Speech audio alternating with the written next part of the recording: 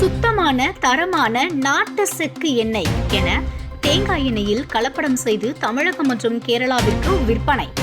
எண்ணெய் ஆலைக்கு உணவு பாதுகாப்பு அதிகாரிகள் சீல். கன்னியாகுமரி மாவட்டம் தமிழக கேரள எல்லை பகுதியான பழுகல் பகுதியில் செயல்பட்டு வரும் எண்ணெய் விற்பனை கூடம் மற்றும் எண்ணெய் உற்பத்தி நிலையத்திலிருந்து கேரளா மற்றும் தமிழகத்தின் பல பகுதிகளுக்கு சுத்தமான தரமான தேங்காய் எண்ணெய் என கூறி 1 லிட்டர் எண்ணெய் 250 ரூபாய்க்கு விற்பனை செய்யப்பட்டு வருகிறது. இந்நிலையில் பாரசாலையை சேர்ந்த சமூக ஆர்வலர் ஒருவர் தொடர்ச்சியாக சமையலுக்கு தேங்காய் எண்ணெய் வாங்கி வந்துள்ளார்.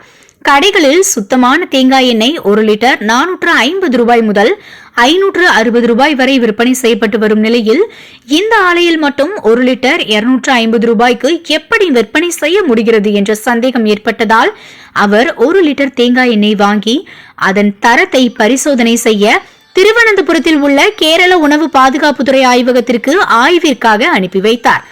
ஆய்வின் முடிவில் தேங்காய் எண்ணெயில் பல கெமிக்கல்கள் மற்றும் மாமிச கொழுப்பு மற்றும் பாமாயில் கலந்திருப்பதை கண்டு அதிர்ச்சி அடைந்த அவர் இது சம்பந்தமான ஆய்வு அறிக்கைகளை சமூக வலைதளங்களில் பகிர்ந்ததோடு குமரி மாவட்ட உணவு பாதுகாப்புத்துறை அதிகாரிகளிடம் புகார் அளித்தார்.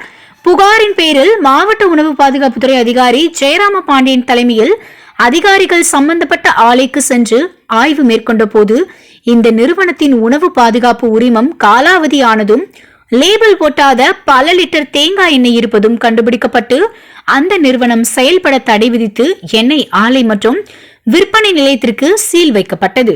பல கோடி ரூபாய்க்கு போலி எண்ணெய் விற்பனை நடைபெற்றிருப்பதால் இதில் சம்பந்தப்பட்ட முக்கிய புள்ளிகள் சிக்குவார்கள் என கூறப்படுகிறது. தினத்தமிழ் மாற்றத்தின் ஆரம்பம்.